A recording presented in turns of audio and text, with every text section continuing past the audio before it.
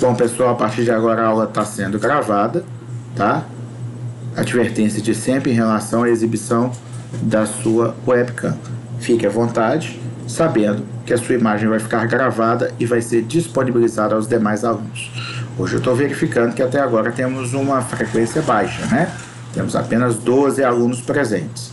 Espero que esse número aumente durante a aula, tá? Senão vou salvar essa lista de chamada para gravar lá na frequência diária. Vamos lá. Vamos falar então de cláusulas especiais ao contrato de compra e venda. Todas as cláusulas que eu falar na venda de hoje são cláusulas acessórias. E como acessórias, seguem aquela regra de que o contrato acessório segue o destino do principal. Então, accessorium sequitur sum principale, ou seja, o destino do principal acaba contaminando o acessório e dando a ele a mesma destinação. O que você quer dizer com isso, professor? Se a compra e venda for anulada, a cláusula especial acaba anulada junto. Entretanto, se a cláusula especial for anulada, o contrato principal não será anulado. Tudo bem? Pode apenas a cláusula principal ser anulada. Até aqui estamos nos comunicando. Vamos começar falando da retrovenda. É um contrato, é um tipo de contrato acessório. E quando eu digo contrato acessório, eu não quero dizer que é necessário celebrar uma nova minuta de contrato. Pode ser inserido como uma cláusula do contrato principal. Tá ok? Significa um pacto acessório, porém esse pacto pode estar inserido dentro do corpo do instrumento do contrato principal. Tá certo? Todo contrato acessório pode vir inserido no contrato principal, a menos que a lei diga o contrário. E se a lei não disser o contrário, nada impede que ele seja inserido. Ok?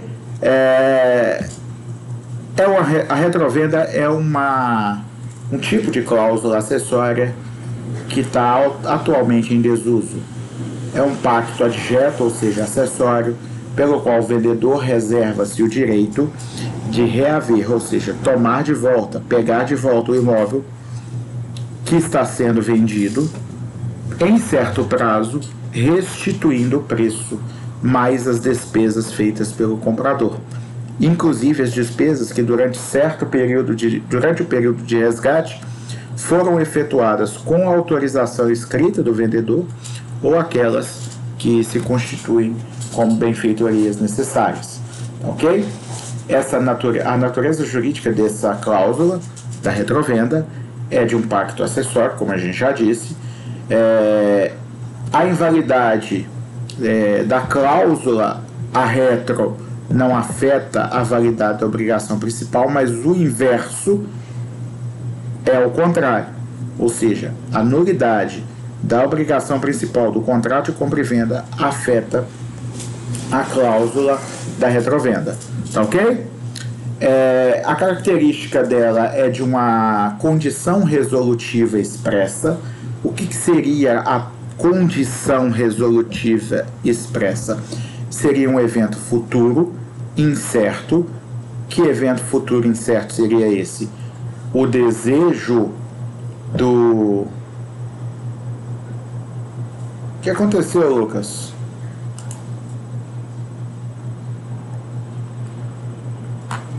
Você deu boa noite, tchau?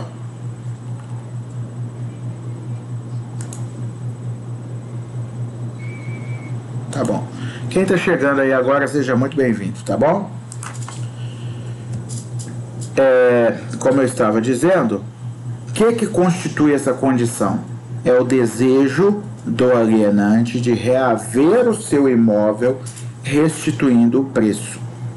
Observem que esta condição ela não se caracteriza como uma condição puramente potestativa que é proibida pelo artigo 123 do Código Civil Brasileiro, que é aquilo que a gente falou, que não pode a condição que fala simplesmente, se eu quiser, o contrato terá validade. Isso não pode ser considerado como condição, ok? Não pode depender do puro arbítrio de uma das partes a realização da eficácia do contrato. Esse tipo de condição é inválida, ok? Por que, então... Oi, Gabriel. Pois é, você chegou atrasado. Eu já tinha avisado isso. Não entra, tá bom? O trabalho é até a aula passada, ok? Vamos combinar assim, pessoal. Quando chegar atrasado e quiser saber de algum recadinho, deixa para perguntar no final da aula, pra gente não ficar interrompendo toda hora, tá certo? Mas tudo bem, Gabriel, não tem problema não. Tamo junto, tá bom? Vamos lá. Continuando, né? É uma condição resolutiva. Por que ela não se submete ao arbítrio puro e simples de uma das partes? Você não falou, professor, que se o alienante quiser, ele pode reaver o imóvel apenas restituindo o preço? Exatamente. Ou seja, o fato dele ter que restituir o preço já afasta esta condição da pura e simples vontade dele. Ou seja, ele precisa querer, mas também precisa, primeiro, ter o dinheiro disponível para restituir e efetuar a restituição do preço, além de pagar pelas despesas efetuadas. Então você observa que não é simplesmente o querer do alienante que faz com que o contrato seja resolvido pelo advento da condição resolutiva expressa. Tudo bem? Só pode ter por objeto bens imóveis e não importa em uma nova alienação, mas sim da resolução, ou seja, da extinção do contrato anteriormente firmado com o restabelecimento do status quo ante. Tudo bem?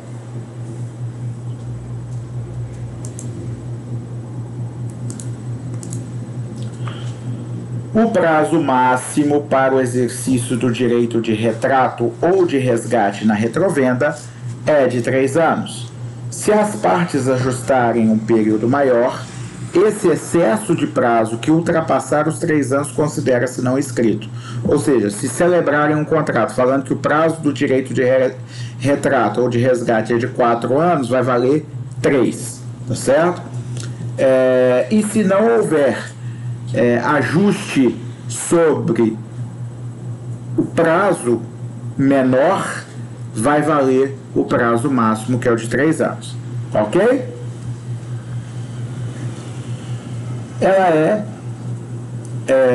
Esse prazo é decadencial, ou seja, uma vez ultrapassado, ele não pode ser reiniciado. Inclusive, durante o curso, nada vai fazer com que esse prazo seja interrompido e reinicie.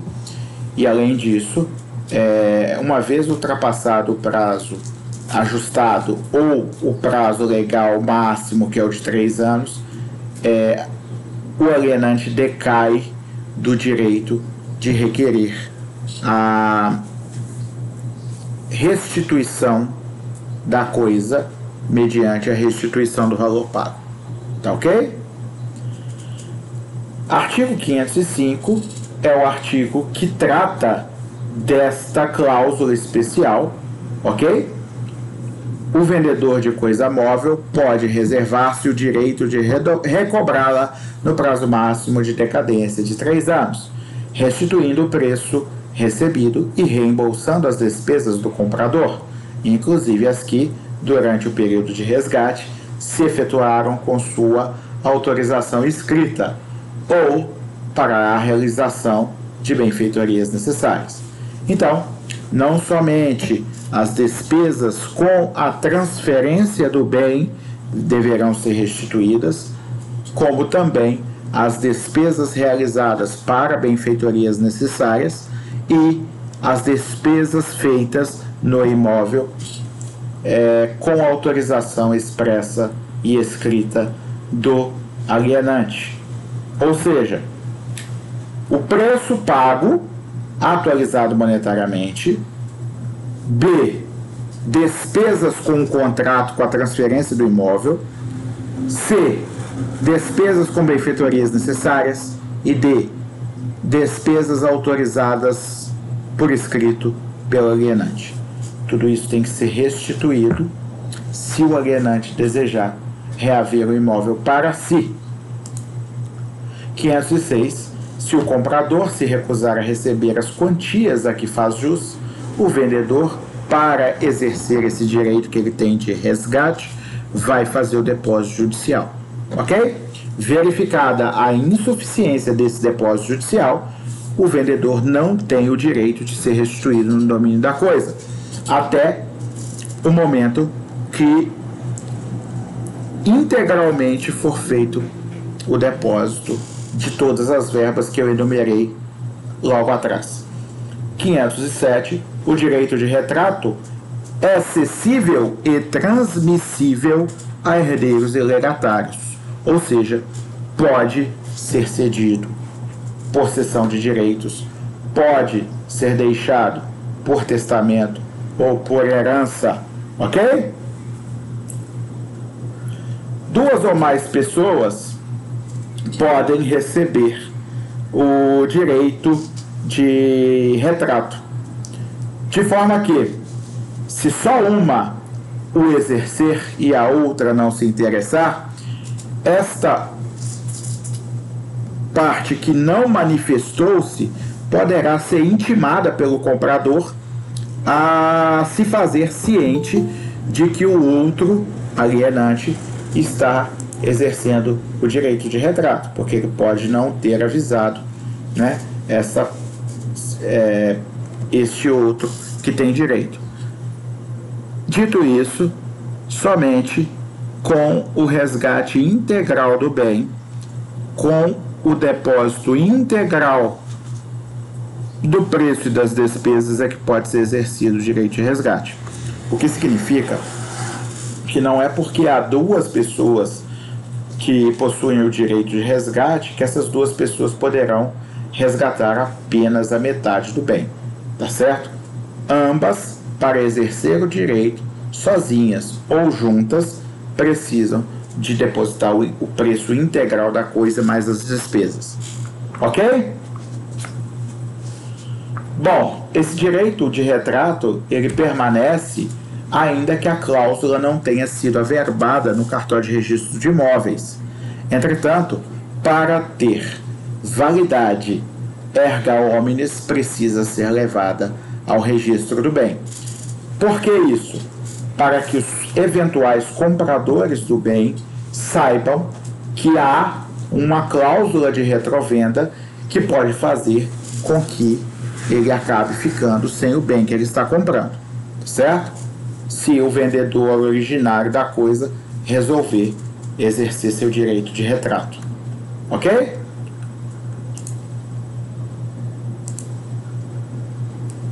Entenderam o que significa retrovenda? Alguém consegue me responder por que a retrovenda não é mais utilizada praticamente, que está praticamente em desuso?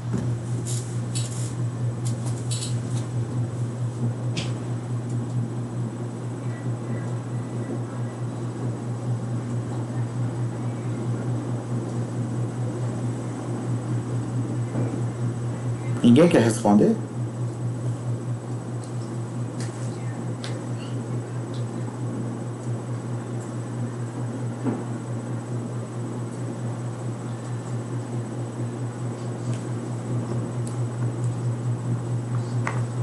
Vamos, pessoal. Tá me ouvindo?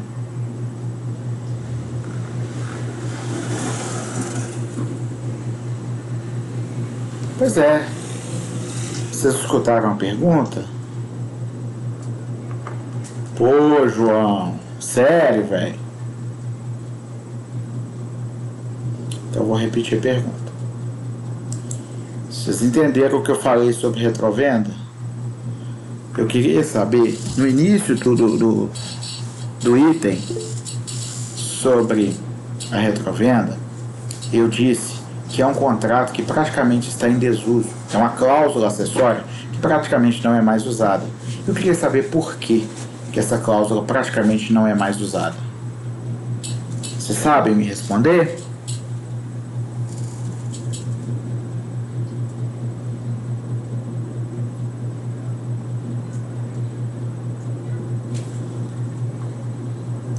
Bem, então deixa que eu responda para vocês.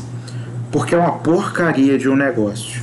Imagine você comprar uma casa, tá? Realizar despesas com a transferência desta casa. Realizar despesas necessárias, benfeitorias necessárias para a conservação da casa. Realizar até alguns investimentos nessa casa com autorização do alienante e depois ter que sair dessa casa recebendo exatamente o valor que você pagou por ela, ou seja, sem direito sequer à valorização do imóvel que ocorreu neste período, que pode ser longo, inclusive 3 anos. Já pensou? Uma casa em 3 anos pode valorizar 10, 20% no valor, pode até valorizar mais. Vocês já pensaram ter que sair de uma casa pelo preço de 3 anos atrás que você pagou, e se você quisesse esse dinheiro e não quisesse a casa, você não teria comprado? Por isso que hoje em dia quase nenhum comprador admite a inclusão da cláusula de retrovenda no contrato de compra e venda. Ah não, vai ter retrovenda? Então não compro. Tchau. Certo? Por quê? Faz o menor sentido. Se eu quisesse te devolver, que você me devolvesse o dinheiro e pegasse a casa de volta, eu não estaria comprando na sua mão. De acordo? Beleza, continuando então, vamos falar da venda a contento e da venda sujeita à prova. São duas espécies de cláusulas acessórias muito parecidas uma com a outra e que a gente vai falar delas agora. Venda a contento é quando ou venda a contento do comprador é quando se insere uma cláusula no contrato dizendo que a eficácia do contrato de compra e venda se subordina ao fato da mercadoria agradar ao comprador. Ou seja, antes da transmissão da propriedade, primeiro, o comprador terá o direito de receber a mercadoria, testá-la, prová-la e verificar se ela lhe agrada. Só então, com a manifestação de concordância e de agrado do comprador, é que se confirmaria o contrato de compra e venda. Como assim? Vamos lá. Normalmente se insere essa cláusula em contrato de compra e venda de gêneros alimentícios, bebidas finas, roupas sob medidas, etc. Esta cláusula que institui é denominada cláusula ad gustum, ou seja, a condição que se suspensiva, a que se subordina a eficácia do negócio é o gosto, é o agrado do comprador. Significa que somente se a mercadoria agradar ao comprador é que vai se confirmar o negócio. Ah, professor, mas aí é injusto, porque pode ser um mero capricho o fato dele dizer que não agrada a ele. Ora, se desde o início ele estava disposto a exercer um mero capricho e no final das contas cancelar o negócio, por que ele se daria o trabalho de fazer esse negócio? Por que ele faria uma encomenda? Certo? Então, essa justificativa ela não cabe. Mas, por outro lado, existem mercadorias que são tão exclusivas e que são tão personalizadas que precisam se submeter à verificação do comprador para ver se agradam antes de ser confirmada a venda. Vou dar um exemplo. Uma vez meus alunos encomendaram uma camiseta de curso lá em Timóteo, mas não era os de direito, não, era de outro curso. E houve um erro crasso de ortografia na frente da camiseta. Acho que no lugar de recursos humanos eles escreveram recursos unamos, um erro horroroso que era inadmissível, certo? Mas assim, não dava para passar. Aí, lógico que eles recusaram ficar com a camiseta. Mas a inserção de uma cláusula ad gustum num contrato de compra e venda já dá a segurança ao comprador de que ele não precisa ficar com a coisa se a coisa não lhe agradar, certo? E se a coisa for entregue justamente do jeito que foi prometida, o que vai acontecer? Ela vai agradar ao seu comprador, certo? Então, é uma cláusula que para o vendedor que trabalha bem e que entrega exatamente o que prometeu, é uma cláusula muito pouco perigosa. Porém, é uma cláusula que dá uma segurança enorme ao comprador. Segurança esta que ele poderia não ter se não fosse inserida essa cláusula. No caso, meus alunos conseguiram, acho que reaver a camiseta, conseguiram a troca das camisetas. Parece que deu para ou silcar por cima, colocando uma tarja preta e silcando de novo, que a camiseta era preta com silco dourado. Aí eles concordaram que fosse feita um quadrado preto de silk e um silk novo por cima. Eu não sei como se resolveram lá, mas pelo menos foram atendidos no desejo deles de que aquilo ali fosse corrigido. O que importa é que a inserção de uma cláusula ad gustum dá ao comprador o direito de experimentar a coisa e verificar se ela lhe agrada antes de manifestar sua concordância de permanecer com essa coisa, o que daria eficácia definitiva ao contrato. Entretanto, é bom que se diga, para análise dessa cláusula, que a tradição da coisa, então, não transfere a propriedade, transfere apenas a posse da coisa, posse direta, tá ok?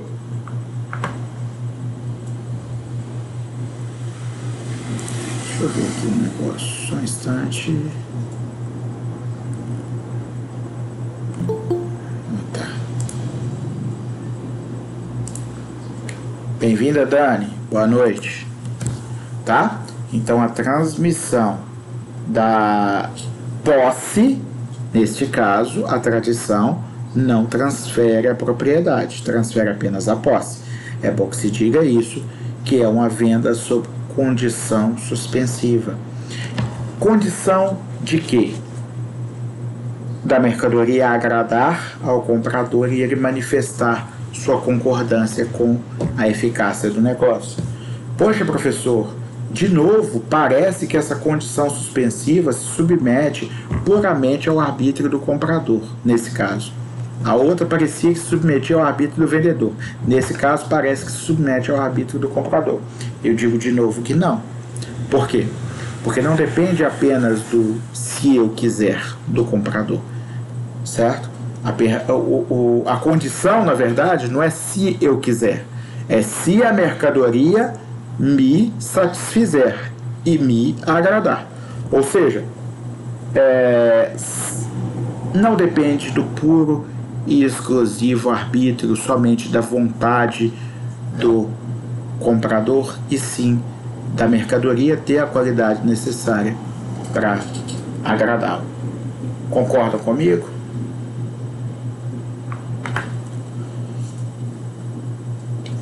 Se a mercadoria não agradar ao comprador, ela será devolvida, tá? E a venda se resolverá retornando-se as partes ao status quo ante. O gosto do comprador, na verdade, é a grande fiel da balança que rege essa condição, e não a vontade, tá bom?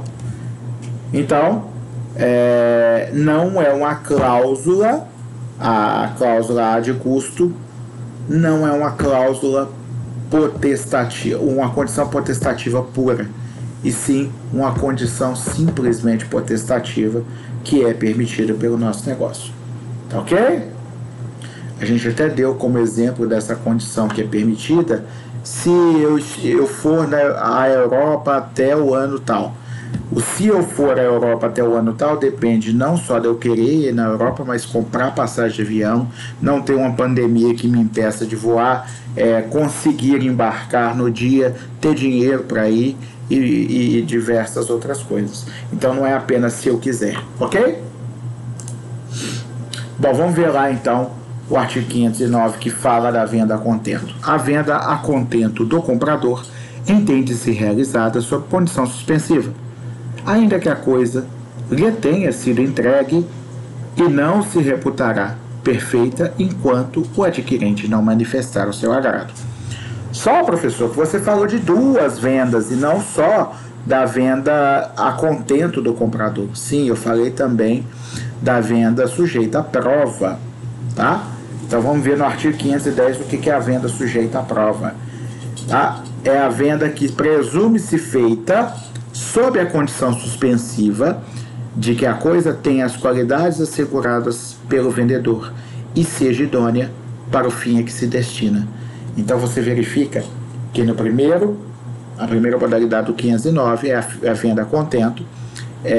A condição para que o contrato seja eficaz é a coisa agradar o gosto pessoal do comprador. No 510, a condição para que o negócio seja eficaz é a coisa ter as qualidades asseguradas pelo vendedor e ser útil para a finalidade a que se destina. Então já não é mais a vontade do comprador que é o fiel da balança, e sim as qualidades da coisa, que são lealdade à propaganda feita ou seja, similaridade às características da propaganda feita e utilidade para o fim prometido. Se esses dois critérios forem positivos, a venda será eficaz, tá? E aí, o que acontece? No 511 está escrito o seguinte: em ambos os casos, as obrigações do comprador que recebeu sob condição suspensiva a coisa comprada são as de mero comodatário enquanto não manifestar aceitá-las. Por quê? As coisas estão com ele. Se ele não aceitar, ele tem que devolver as coisas com as mesmas obrigações de um contrato de comodato, tá? Ninguém está falando que é um contrato de comodato. É um contrato de compra e venda com cláusula a contento ou cláusula de sujeição à prova da venda, tá certo? Ninguém falou que é comodato. Porém, o 511 deixa claro que as obrigações do comprador nesse tipo de contrato, enquanto ele não manifesta a sua aceitação, são as de mero comodatário. Se ele vier a não aceitar, ele tem que restituir a coisa como um comodatário faria. Entendido? 512. Não havendo prazo estipulado para a declaração do comprador, o vendedor terá direito de intimá-lo a fazê-la, tá? Judicial ou extrajudicialmente, para que o faça em prazo improrrogável. Ok? Entenderam essas cláusulas? A contento e venda sujeita à prova?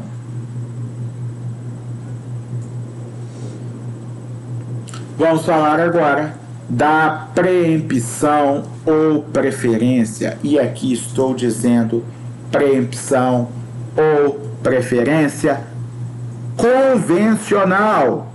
Não estou me referindo à preempção ou preferência legal que, por exemplo, o condômino tem se a coisa é indivisa, em condomínio for oferecida para venda a terceiro. A gente estudou isso no capítulo passado. A venda de coisa indivisa em condomínio para terceiro depende da concessão ao condômino do direito de preempção ou preferência. Se ele não exercer o direito de preempção, aí sim a coisa pode ser vendida para o terceiro. Tá? Para ele exercer a preempção, ele tem que pagar exatamente o mesmo valor oferecido pelo terceiro, ou seja, tanto por tanto. Nesse caso, concede-se ao alienante da coisa o direito de, quando a coisa e se a coisa futuramente vier a ser vendida novamente dentro do prazo que for assinalado pelo comprador, ou seja, Tício vendeu uma casa para Mévio, colocou-se essa cláusula de preempção ou preferência, de forma que, se dentro do prazo assinalado Mévio quiser vender a casa para Tibúrcio, o preço oferecido por Tibúrcio pode ser coberto por Tício para que Tício exerça o direito de preferência de ficar com a casa, de recomprar a casa. Ok? Então vamos lá. Preempção ou preferência é o pacto que é acessório adjeto à compra e venda, pelo qual o comprador de uma coisa móvel ou imóvel, você observa que aqui estamos nos referindo a coisas móveis e imóveis, não só a imóveis, tá? Se obriga a oferecê-la de novo ao vendedor, na hipótese de pretender futuramente vendê-la ou dá-la em pagamento para que este use do direito de prelação em igualdade de condições. É, em outras palavras, o direito atribuído ao vendedor de se substituir ao terceiro nos mesmos termos e condições em que esse iria adquirir a coisa. Uma vez meu pai comprou um Fusquinha. Meu pai nem tinha carteira na época, não gostava de dirigir. Comprou um Fusquinha, porque o Fusquinha estava muito bem conservado e ele estava feliz com o Fusquinha dele. Ele pagou uma quantia em dólares lá na época, porque na época a gente estava naquela época da inflação, né, que até 94 existiu e existia de forma galopante no Brasil. E dias depois, o vendedor, chateadíssimo por ter vendido, procurou meu pai de novo, oferecendo-se a comprar de novo o Fusquinha. Arrependeu. Aí meu pai virou e falou assim: olha, eu te vendo por $5 a mais. Então você vai me pagar o que eu te paguei mais $5. E meu pai ganhou $5 mais a cotação do dólar, que subia vertiginosamente de um dia para o outro na época. Era uma inflação galopante. O que significa que meu pai ganhou um dinheirinho, ficou 3 dias com o Fusquinha. E eu dei uma volta no Fusquinha só, né? E o cara recuperou seu Fusquinha. Ele teria direito de recuperar esse Fusquinha? Não. Meu pai era obrigado a vender para ele? Não. A menos que se incluísse uma cláusula de preempção ou preferência que desse a ele o direito de ter preferência a um terceiro na compra do Fusquinha dentro de determinado prazo. Ou seja, se meu pai colocasse o Fusca à venda e aparecesse um terceiro interessado fazendo uma proposta, tanto por tanto o vendedor poderia recomprá-lo. Tá certo? Bom, como eu estava dizendo, a preferência do condômino na aquisição da parte indivisa, a preferência do inquilino quanto ao imóvel locado, que é colocado à venda, são exemplos de preferência ou prelação legal. Aqui a gente está falando de preferência ou prelação convencional, instituída pelo contrato, certo? De qualquer forma, o que se convenciona nesse caso é que o comprador se obriga a oferecer ao vendedor a coisa que vai vender ou dar em pagamento para que esse use seu direito de prelação na compra tanto por tanto. Tá? Isso está no artigo 513, tá? prelação, preferência ou preempção são a mesma coisa. Esse pacto é chamado pelos romanos de Pacto Protimíseus, e que reunia alguns requisitos juridicamente para ser caracterizado. Reúne. Primeiro, é um direito personalíssimo que não se transmite a cessionário, herdeiro ou legatário. Ou seja, se morrer o alienante que tinha o direito de preferência, ninguém mais o terá. Tá certo? Não pode ser transmitido nem por causa vivos, nem causa mortes. Tá? Nem intervivos, nem causa morte. Causa vivos. Nem intervivos, nem causa mortes. Ok? B. Malgrado ser peculiar ao contrato de compra e venda, ou seja, normalmente se insere esta cláusula de preempção no contrato de compra e venda, existem outros contratos que podem ser incluídos, né? Por exemplo, num contrato de locação em que se insere uma cláusula de caso o imóvel seja vendido ao locatário, o locador terá o direito de preferência caso o locatário deseje novamente vendê-lo. Tá? Estaria inserido no contrato de locação. E outro tipo de contrato poderia haver também. Tá? Mas normalmente, por exemplo, doação. Você pode incluir numa doação uma cláusula de preferência. Ou seja, estou fazendo uma doação a você, mas há uma cláusula que a gente submete aqui, que se você quiser vender esse bem para terceiros, eu tenho o direito de comprar tanto por tanto. Ok? Bom, pode ter por objeto um bem corpóreo ou incorpóreo, um direito. Ok? Pode ser também um bem móvel ou um bem imóvel. Certo? O que importa é que, caso o comprador queira vendê-la ou dá-la em pagamento a outra pessoa, ela antes tem que ser oferecida ao vendedor, tá? Para que ele possa comprá-la pelo mesmo valor. Tá certo? 513. A preempção ou preferência impõe ao comprador a obrigação de oferecer ao vendedor a coisa que aquele vai vender ou dar em pagamento, para que este use de seu direito de prelação na compra tanto por tanto. Parágrafo único. O prazo para oferecer o direito de preferência não pode exceder a 180 dias se a coisa for móvel, ou 2 anos se a coisa for imóvel. 514. O vendedor pode também exercer o seu direito de prelação intimando o comprador quando lhe constar que este vai vender a coisa. Observe. Em vez do comprador que está vendendo a coisa para terceiros informar o seu vendedor, seu antigo vendedor que está vendendo a coisa, pode ser o contrário. O vendedor notifica o comprador falando o seguinte: olha, fiquei sabendo que você deseja vender a coisa. Estou te informando que desejo exercer o meu direito de prelação. Portanto, quero analisar a proposta que você receber a fim de verificar se vou realizar a compra pelo mesmo valor. Ok? Então é simplesmente uma notificação prévia, tá? Por cautela, que o vendedor faz ao comprador, aquele que comprou o bem na sua mão, que fala o seguinte: olha, fiquei sabendo que você está querendo vender, se você for vender para terceiro, saiba que eu tenho o direito de preferência e desejo utilizar-me dele.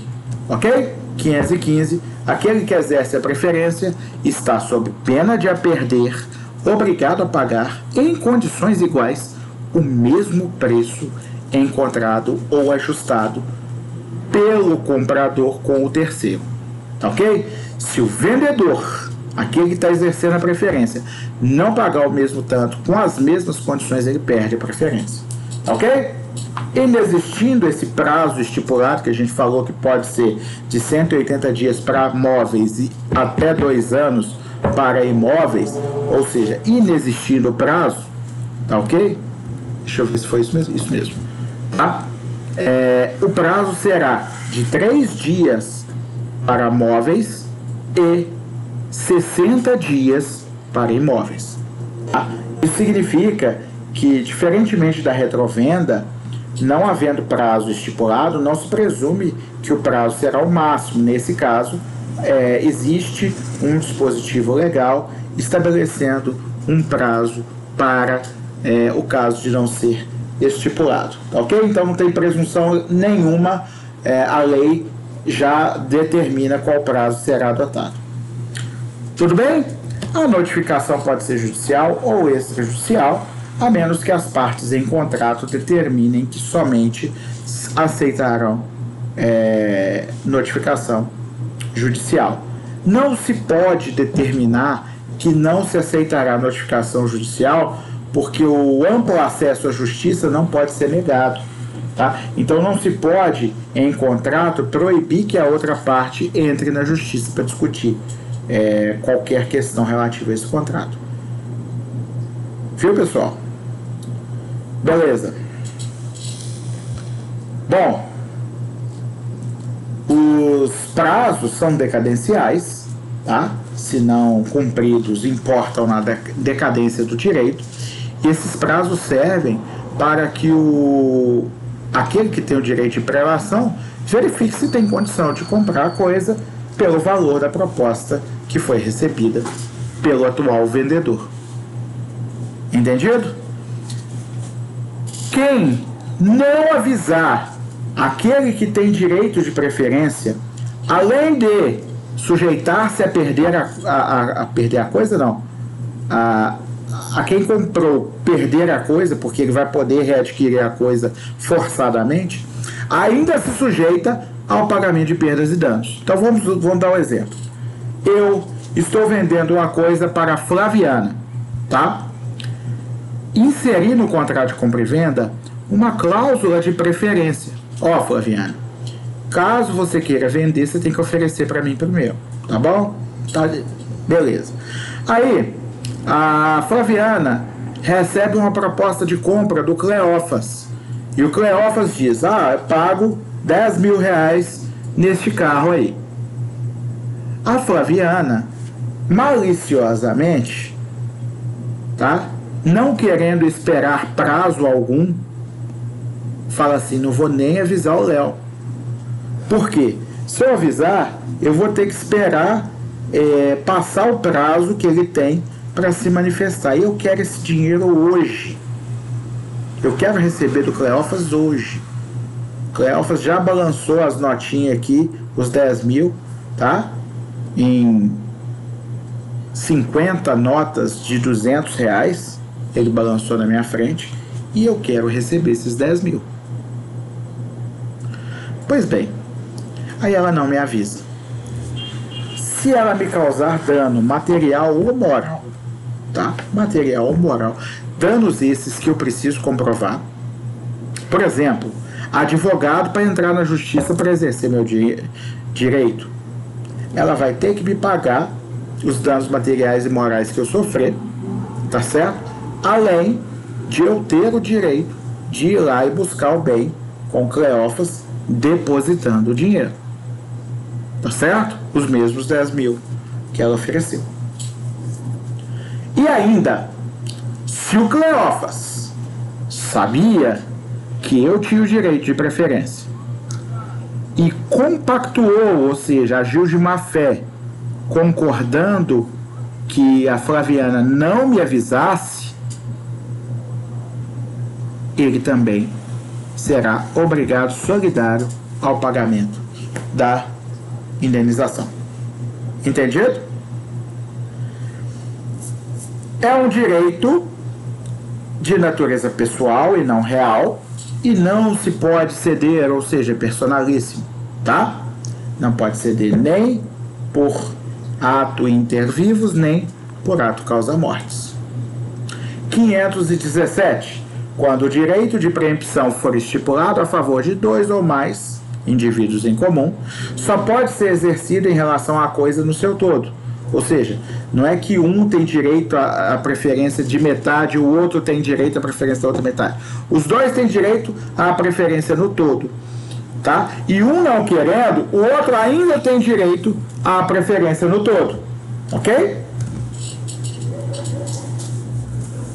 518. Responde por perdas e danos o comprador se alienar a coisa sem ter dado ao vendedor ciência do preço e das vantagens que por ela lhe oferecem. Responderá solidariamente o adquirente, que no exemplo foi Cleófas, se tiver procedido de má fé. 519. Se a coisa expropriada para fins de necessidade ou utilidade pública ou por interesse social não tiver o destino para que se desapropriou, ou não for utilizada em obras ou serviços públicos, caberá ao expropriado o direito de preferência pelo preço atual da coisa. Vamos lá. Vamos entender. Observe. Desapropriação. Vocês ainda não aprenderam, vão aprender em direito administrativo, tá? O que é a desapropriação? É o ato do poder público que, mediante prévio procedimento e prévia e justa indenização, despoja alguém da sua propriedade e a toma para si. Então vamos repetir. É o ato administrativo pelo qual o poder público, mediante prévia e justa indenização e prévio procedimento, despoja alguém de sua propriedade e a toma para si. Ou seja, desapropriação tem que ter indenização, não é de graça, é a compra de um bem, forçada, mas é a compra, tá? Tem que ter o procedimento previsto na lei e a indenização tem que ser paga em dinheiro previamente, salvo se o bem não cumprir a sua função social. Se o bem não cumprir a sua função social, ainda vai haver indenização e ainda vai ser paga vai ser constituída previamente. Entretanto, vai ser paga com títulos da dívida pública resgatáveis anualmente em até 10 parcelas anuais.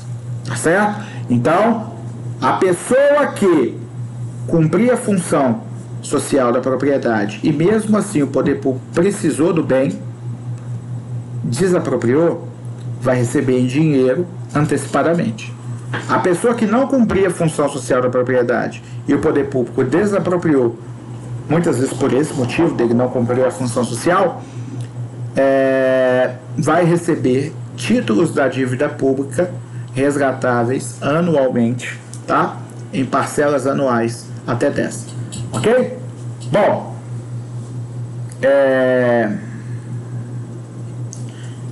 o que eu tenho a dizer? A desapropriação, ela pode ocorrer por 3 motivos.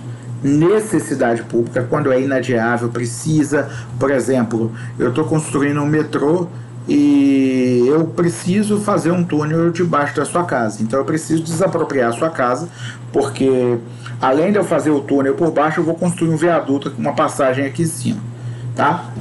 Então não tem jeito, tem que desapropriar a sua casa. Necessidade pública, não tem como não fazer isso. Tá certo? É inadiável porque a obra está parada, está esperando, as pessoas estão precisando de mobilidade urbana e está impossível não fazer. Utilidade pública. Olha, eu quero que o povo desse bairro fique mais feliz.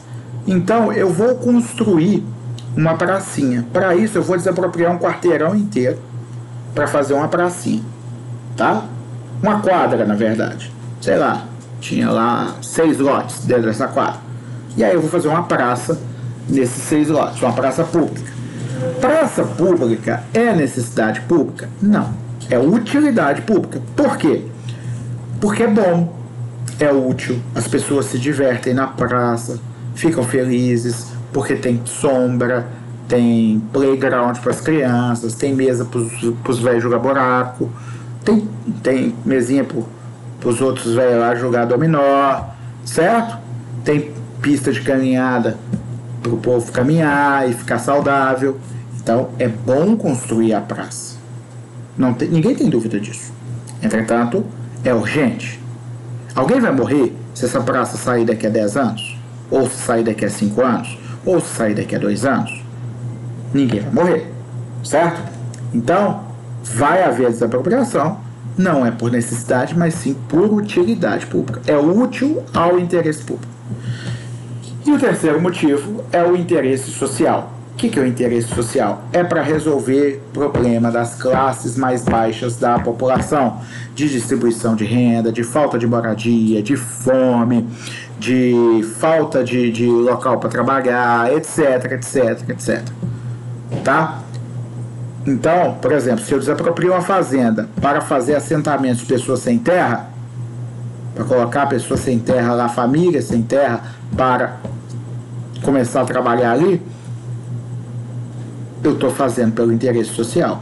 Se eu desaproprio um lote para construir um prédio de moradias populares para sem tetos, eu estou fazendo por interesse social. Ok? Só para vocês saberem que tem esses 3 motivos. Bom, seja qual for o motivo, tá ok?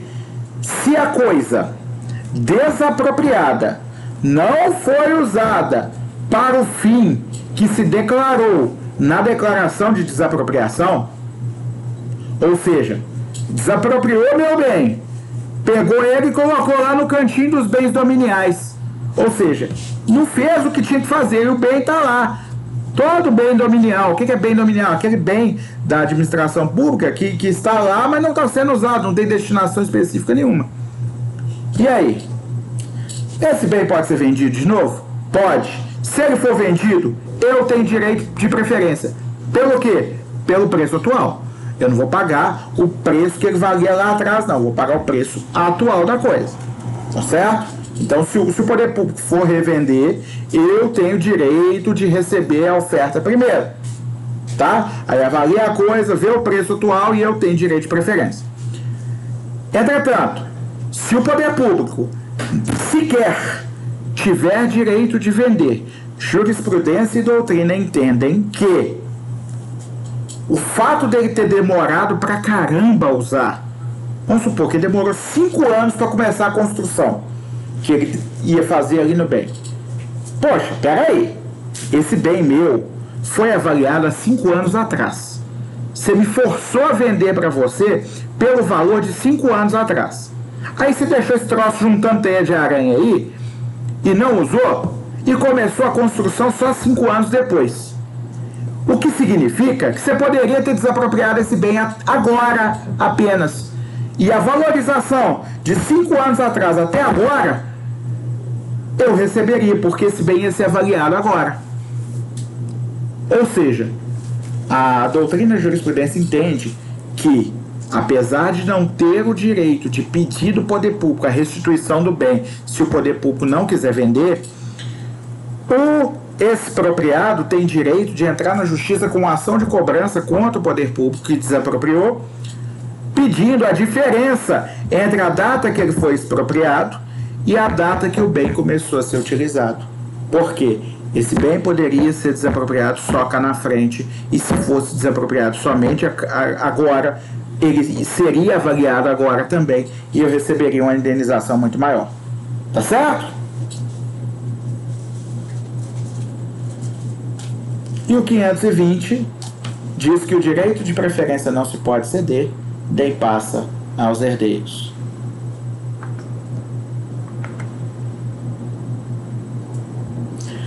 A questão que a jurisprudência e a doutrina também proclamam que se o poder público usar imediatamente o bem expropriado nos termos do artigo 519 para outra finalidade que não é declarada na declaração de expropriação, o expropriado não tem direito algum. Ok? Então, o expropriado só vai ter algum direito se o poder público não usar o bem e quiser vendê-lo, porque não desistiu de usar, aí ele tem direito de preferência, ou ele vai ter o direito se o poder público demorou a usar o bem, e aí o bem valorizou entre a data da expropriação ou desapropriação e a data da utilização do bem. Todo mundo entendeu isso?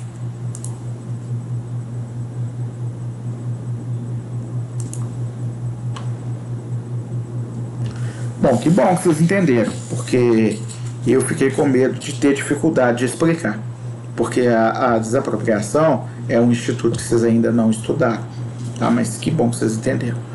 É bom que no dia que vocês forem desapropriar, estudar a desapropriação com o professor que estiver dando essa matéria, vocês vão poder dizer para ele que já conhecem um pouquinho sobre desapropriação, porque o tio que contou para vocês.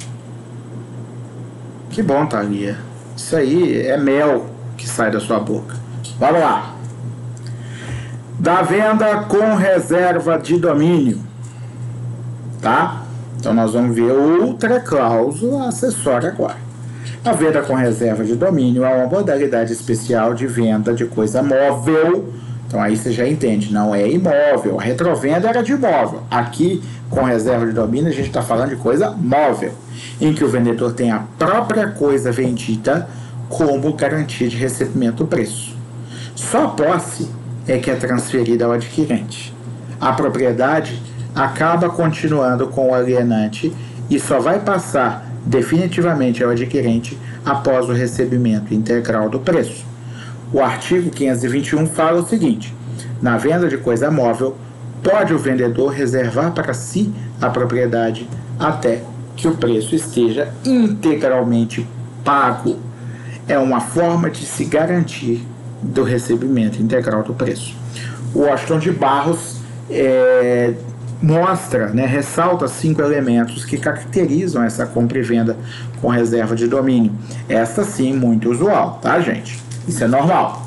A compra e venda a crédito, porque se for à vista, não faz o menor sentido alguém querer reservar para si o domínio de uma coisa pela qual ele já recebeu o preço à vista, tá certo? Só cabe reserva de domínio na compra e venda a crédito, pagamento a prazo, em prestações continuadas, ou em prestação diferida que vai ser paga no futuro, etc. Tá? B, que recaia sobre objeto individuado e infungível. Esse objeto tem que ser móvel. Ele tem que ter características individuais e ser insubstituível, ou seja, ele é único no mundo. Exemplo, o carro, chassi número tal, placa tal, com estado de conservação tal, o quadro de Rembrandt, o quadro de Cavalcante e assim sucessivamente, ok? Sendo uma coisa infungível, pode-se reservar o domínio desta coisa até que tenha pago o valor integral da dívida o comprador, e aí o domínio passa para ele. Porém, a posse fica com o comprador desde o início. O que ficou para trás, o que é? A propriedade. E por que tem que ser uma coisa infungível? É porque aquele vendedor que reservou para si o domínio da coisa até o pagamento integral, ele terá direito de buscar essa coisa nas mãos de quem quer que a detenha, caso o devedor não pague integralmente a dívida. Ou seja, para eu ter direito de buscar uma coisa certa nas mãos de alguém que a detenha, esta coisa tem que ser uma coisa única, que não pode ser substituída para outra. Porque se for 10 sacas de café, eu sequer vou saber com quem estão as 10 sacas de café. Afinal de contas, 10 sacas de café podem ser substituídas por quaisquer outras. Tá certo? Entretanto, um carro, chassi tal, placa tal, Renavan tal, cor tal, estado de conservação tal, ele não pode ser confundido. É ele e pronto. Tá certo? C. A entrega desse objeto tem que ser feita pelo vendedor ao comprador. Ou seja, a posse é transferida, mas o domínio permanece com o vendedor. D. O pagamento do preço convencionado nas condições estipuladas normalmente é realizado em prestações. Ok? Então o pagamento tem que ser realizado conforme foi estipulado nas prestações ou de forma diferida, como foi estipulado no contrato. E letra E, a obrigação do vendedor de transferir o domínio do bem ao comprador tão logo se pague o integral da dívida, ou seja, a última prestação ou o valor que foi combinado, ok? Uma vez pago o preço, não há para o vendedor possibilidade de se furtar à transferência do bem imediata.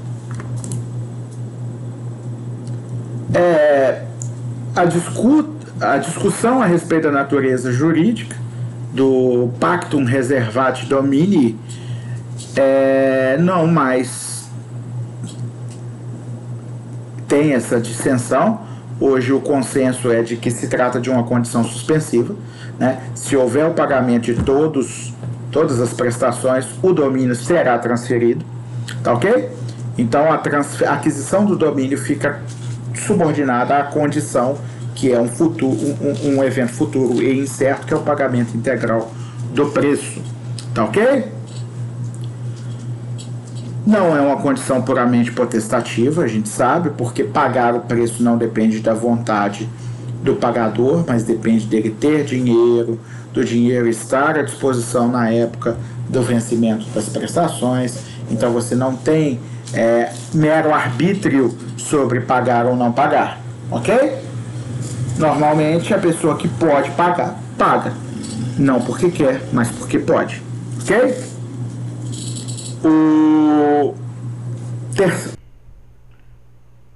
Bom, já estamos gravando de novo, tá? Não se preocupem que na hora lá eu vou juntar essas duas partes e na edição vai parecer que nada aconteceu, tá ok? Bom, dito isso, a natureza jurídica é de uma condição suspensiva, né? Eu já disse isso. Não é uma condição meramente potestativa, porque não depende justamente do desejo do pagador, e sim dele ter recursos e poder pagar. E além disso, o comprador, enquanto não termina de pagar, ele é um possuidor a título precário. Ele recebeu a posse, mas a posse precária do bem, ok?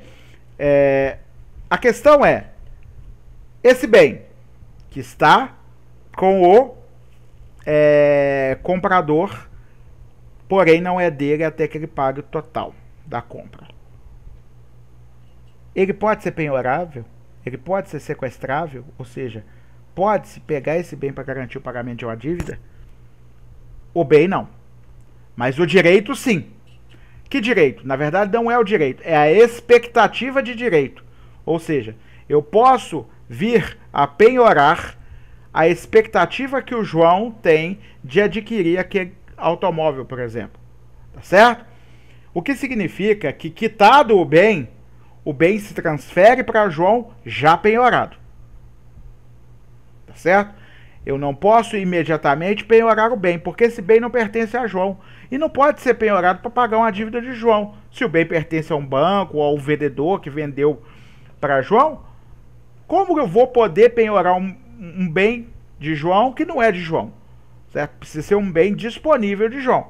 Então, a penhora não é da coisa, mas da expectativa de se ter a coisa no futuro. O que significa que, se a coisa for finalmente transferida a João, ela já vem penhorada. Tá certo? Ah, professor, mas aí, se João já vai estar com a coisa penhorada quando ela for transferida para o nome dele, ele vai parar de pagar. Não necessariamente. Vamos supor que falte R$1.000 para ele pagar uma coisa de 50 mil. Tá certo? Falta só 1.000. Tá? Esta coisa de 50 mil vai ser penhorada quando transferida para João para pagar uma dívida de 5 mil. Era o único bem penhorável, teve que ser penhorado de qualquer jeito. João vai pagar o último 1.000. Depois, quando a coisa for penhorada, ou vai arrumar 5 mil para pagar a dívida e ficar com a coisa, ou vai vender a coisa e pagar a dívida, ou vai promover, deixar que essa coisa seja vendida em asta pública para que se pague os 5 mil e ele recupere o restante. Vocês perceberam que a diferença de valor entre o valor da coisa e a penhora e o que falta pagar, pode valer a pena, fazer valer a pena que João pague as duas dívidas para ficar com a coisa, tá? Mas a coisa em si só pode ser penhorada depois que ela vir a ser de João, o que não vai acontecer até que ele pague a última parcela do que deve pela coisa. Tá ok? Bom, não há impedimento legal para a transmissão da posição de vendedor ou de proprietário da coisa. Ou seja, pode ceder o crédito sem problema nenhum. E cedendo-se o crédito que dá origem à propriedade que foi reservada, o domínio que foi reservado ao vendedor, também a propriedade do bem vai ser transferida a quem adquiriu o crédito, porque a propriedade desse bem ela só serve para garantir o crédito. Ela não é uma propriedade sobre o bem para que se possa usufruir daquele bem. Inclusive, aquele bem nem está sob a posse desse credor. Tá bom? Poderá o vendedor cobrar a totalidade da dívida caso João deixe de pagar algumas parcelas. Ou seja, o vendedor não é obrigado a receber somente aquelas parcelas que já estão vencidas no momento em que ele pede para recobrar a posse da coisa, para que a coisa seja vendida para pagar o restante da dívida.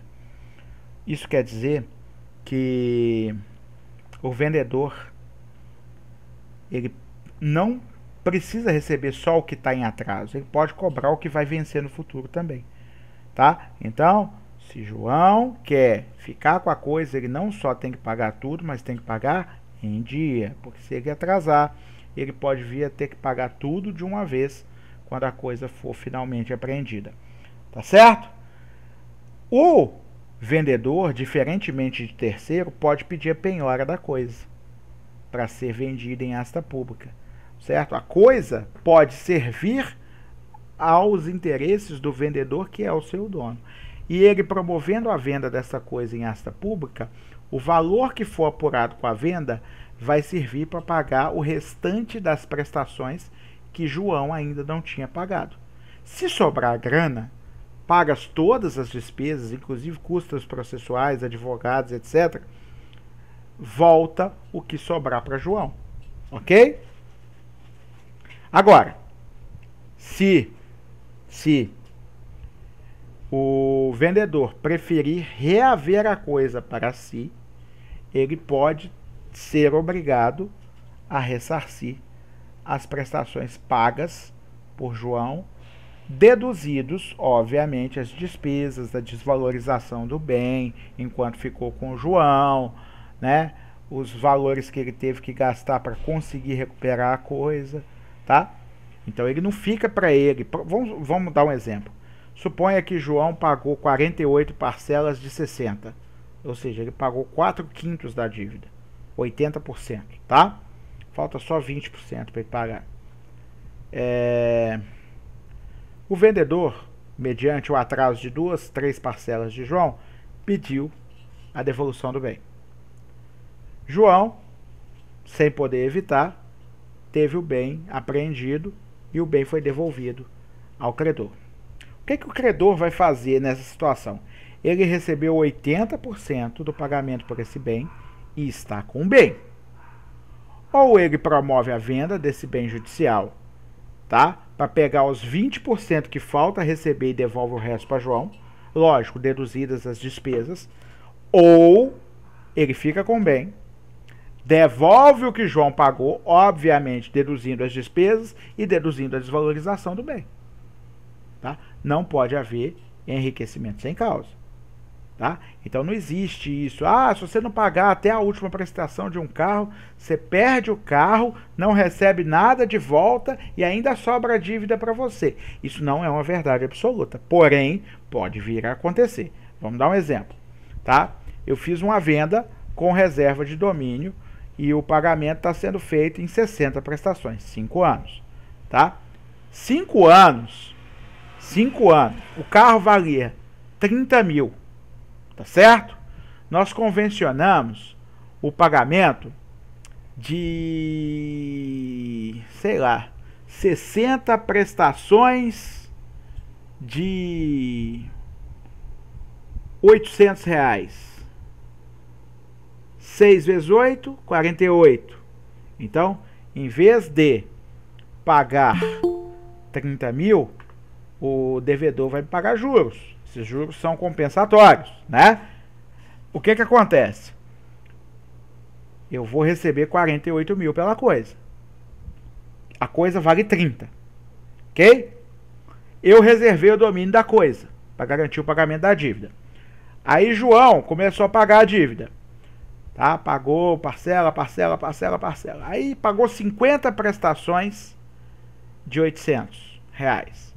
5 vezes 8, 40. Ele pagou 40 mil reais de uma dívida de 48 mil reais.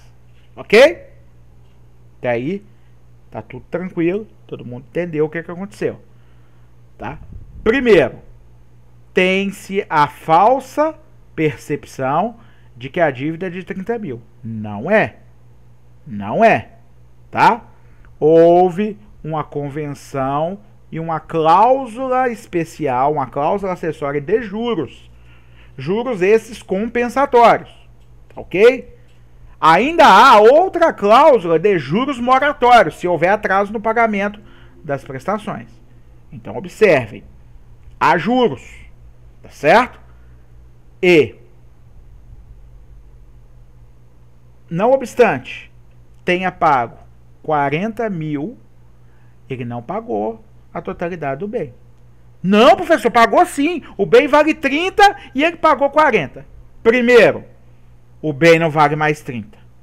Observem, ele passou 5 anos pagando, perdão, 5 anos não, 50 prestações, 4 anos e 2 meses, pagando R$ 800. Certo? 4 anos e 2 meses depois, esse bem não vale 30 mil, vale 20. Certo? Então o bem não vale mais 30, o bem agora vale 20.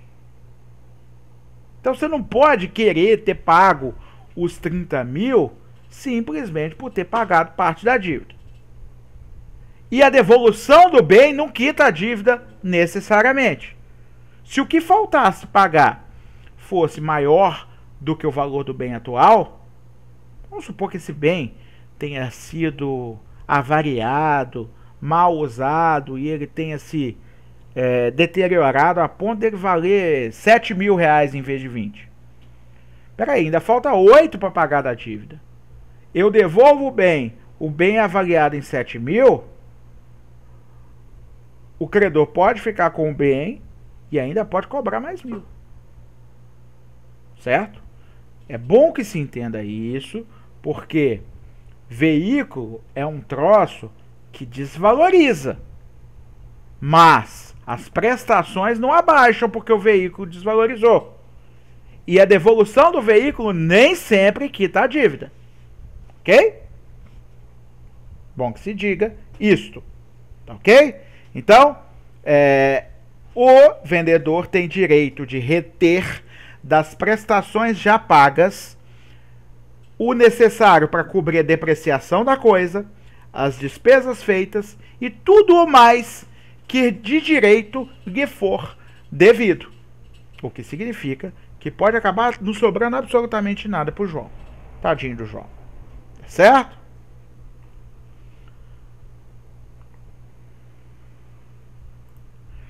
Se a coisa não bastar para a indenização de todos os prejuízos, o vendedor ainda fica com crédito contra o comprador, tendo direito de cobrar pelo remanescente. Ok?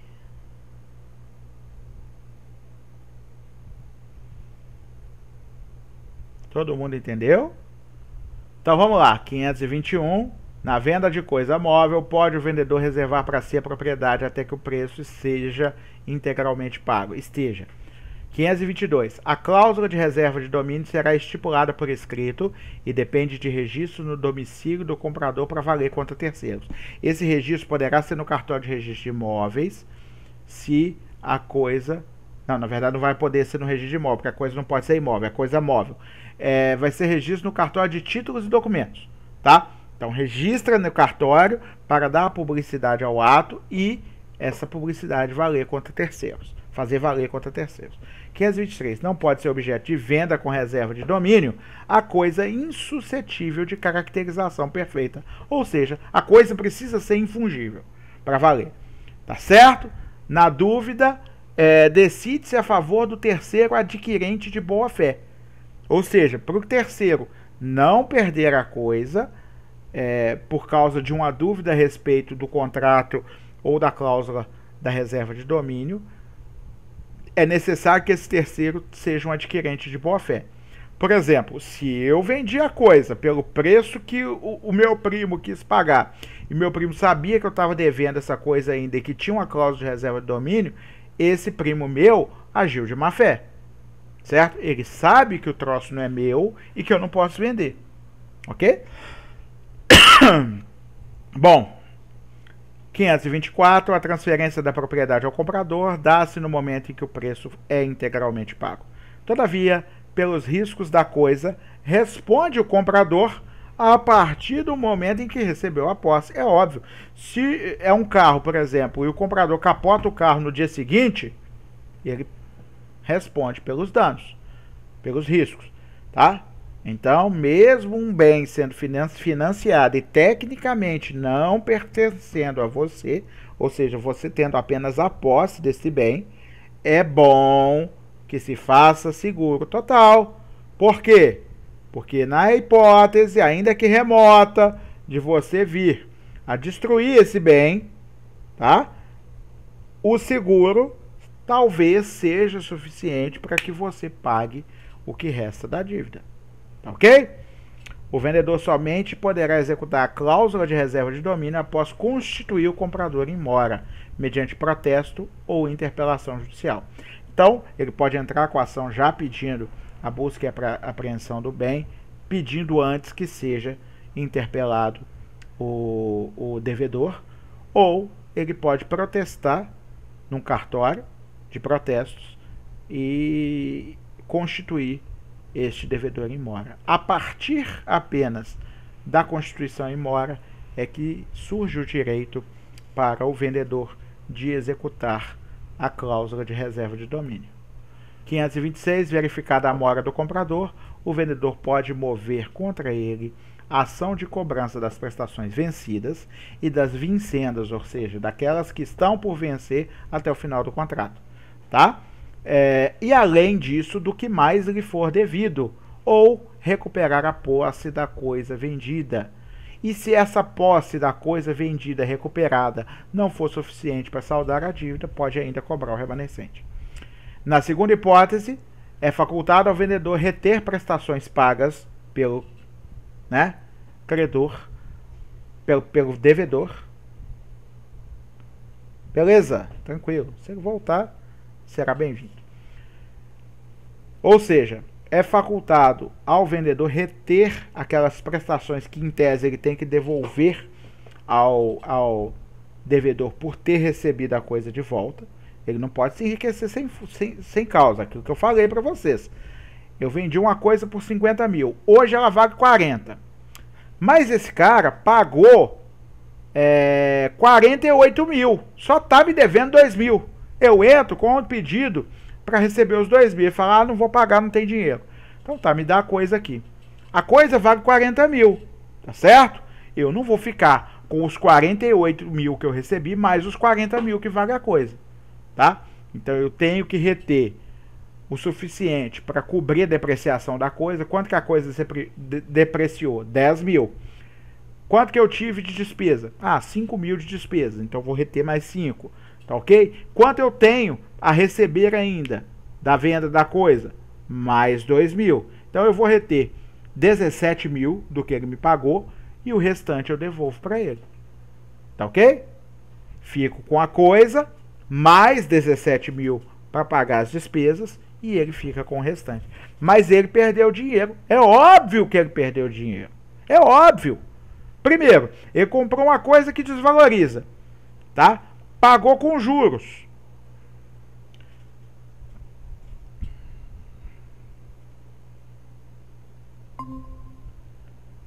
Pessoal, boa noite. Estou aqui de volta. Vocês estão me ouvindo? Houve uma queda na conexão aqui. Preciso que vocês confirmem se estão ouvindo. Boa noite, Bruno.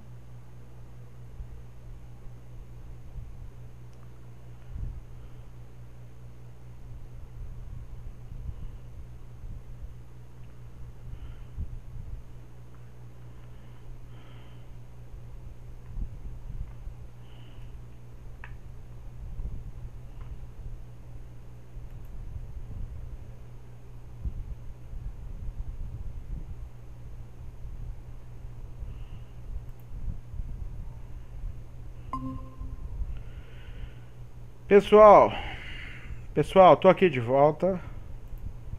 Pessoal, estou aqui de volta. Vocês estão me ouvindo bem? Houve uma queda na conexão aqui. Parece que ou o sistema do Meet caiu ou a minha internet caiu rapidamente aqui, tá? Peço desculpas, vou compartilhar a tela de novo.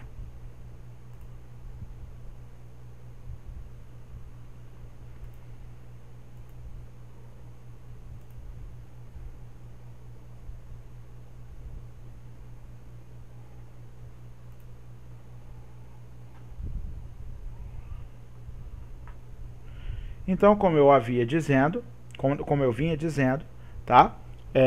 Se houver recuperação da posse da coisa, as parcelas deverão ser devolvidas ao devedor para retomar o status quo ante. Porém, o vendedor tem o direito de pegar desse valor que ele vai devolver para o devedor o valor da depreciação da coisa, tá?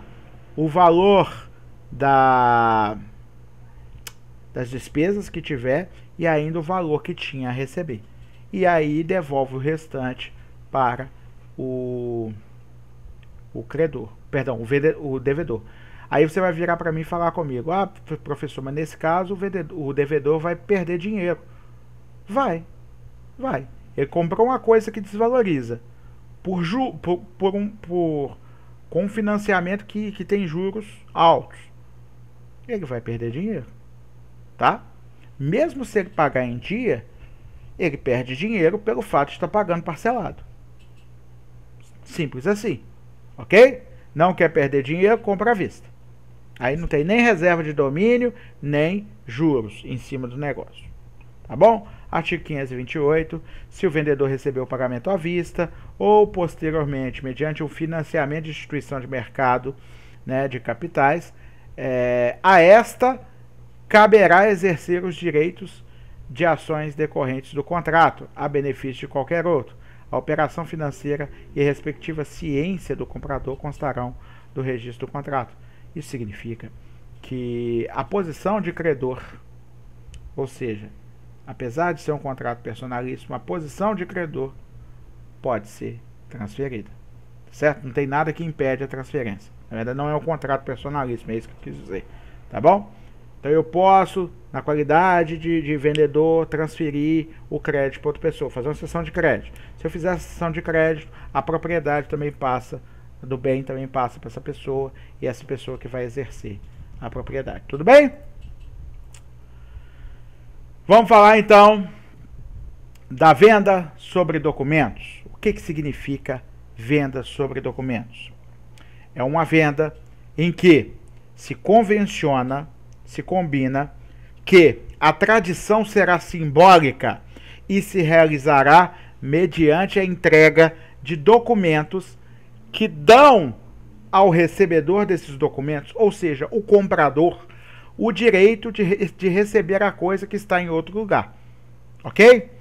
Então, lembra que eu falei de tradição? O que é tradição? Ela pode ser real, que é a entrega da coisa em espécie.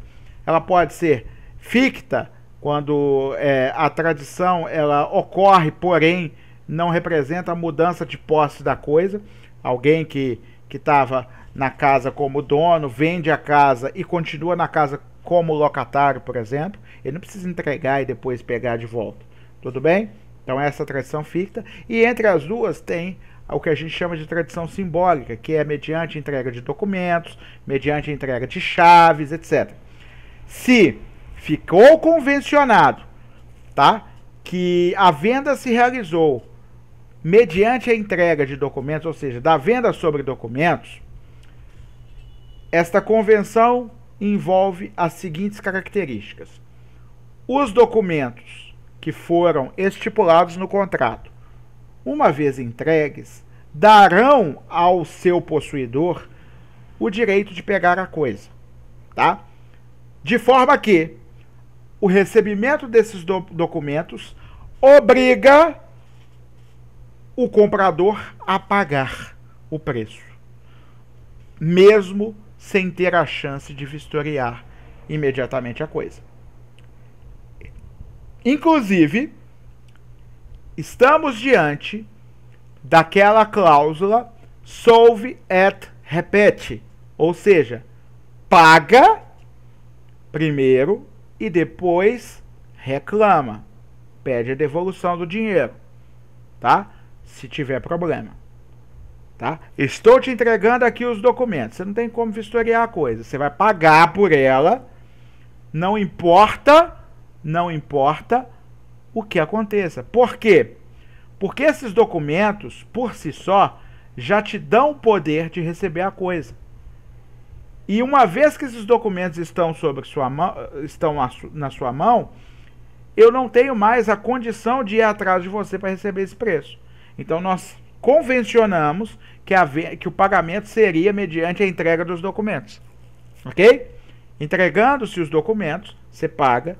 Se a coisa tiver com defeito depois, você reclama depois, que aí a gente vai ver se o dinheiro vai ser devolvido, se o preço vai ser abatido, se o contrato se resolverá ou se apenas a coisa será substituída e assim por diante. Tudo bem? Vamos lá. 529. Na venda sobre documentos, a tradição da coisa é substituída pela entrega do seu título representativo e dos outros documentos exigidos no contrato, ou no silêncio dele, pelos costumes, pelos usos. Parágrafo único. Achando-se a documentação em ordem, não pode o comprador recusar o pagamento, tá? Ou seja, se os documentos convencionados ou que se costumeiramente se entrega nessas vendas, se eles estiverem todos ali, o comprador não pode se recusar a pagar, tá certo?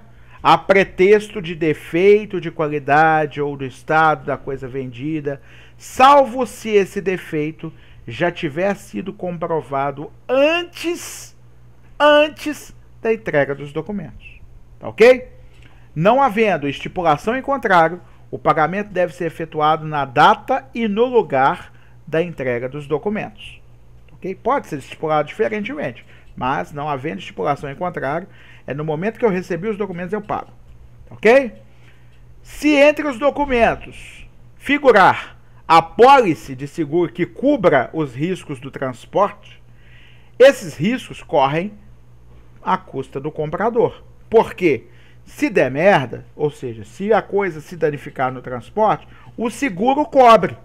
Então o vendedor não precisa se responsabilizar mais. Ok? A menos que a coisa já estivesse danificada antes do transporte e o vendedor tivesse ciência de que ela já estava danificada. Ou seja, o vendedor está praticando uma fraude contra o seguro. Ok? E aí, ele, vendedor, pode ser responsabilizado. Se entre os... Não, é a mesma coisa que eu estou repetindo, desculpa. 532. Estipulado o pagamento por intermédio de estabelecimento bancário, caberá ao banco efetuar o pagamento mediante a entrega dos documentos, sem obrigação de verificar a coisa. Banco não tem que vistoriar a coisa. Banco pode ficar responsável por receber os documentos e entregar o dinheiro. Tá ok? E o banco não responde por eventuais avarias na coisa. Porque o banco não tem que vistoriar a coisa, não compete ao banco fazer isso. E aí o que acontece? O banco recebeu os documentos, entregou o dinheiro e passou os documentos ao comprador. Aí o comprador foi ver a coisa e viu que a coisa estava com defeito. Ele pode processar o banco? Jamais. Ele vai processar o vendedor, tá? Para reaver parte ou todo o dinheiro, desfazendo o negócio. Tá ok? Somente após a recusa do estabelecimento bancário de efetuar o pagamento, o vendedor poderá cobrar este pagamento do comprador. Se for combinado que você vai levar os documentos no banco e o banco vai te pagar, você não pode cobrar do comprador a menos que o banco se recuse a te pagar. Tá certo? Ficou entendido? Bom,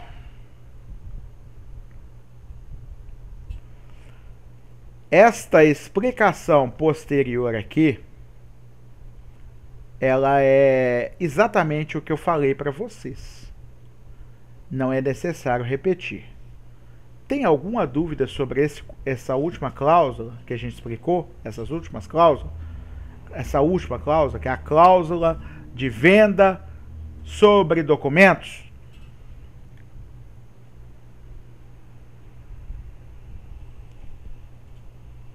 Pode perguntar, viu, gente?